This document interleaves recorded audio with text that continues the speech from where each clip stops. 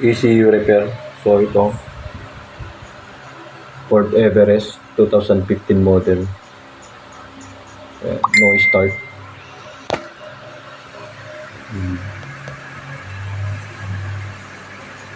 Mamit ako ng force scan. So ayan, diagnose conic vehicle.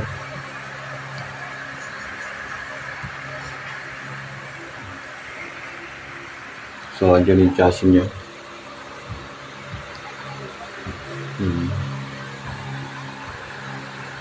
So medyo mabagal lang itong laptop ko.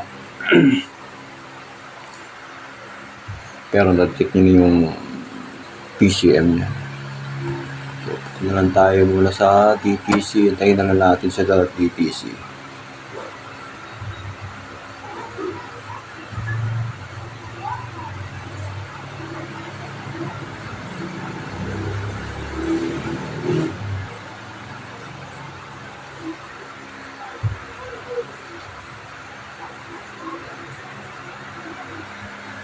So ayun yung error, yung PCM. So ayan, siyempre normal yan.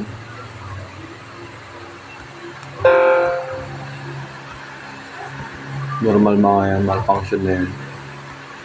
So wala na yung internal error niya na processor.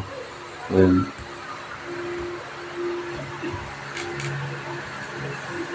Okay.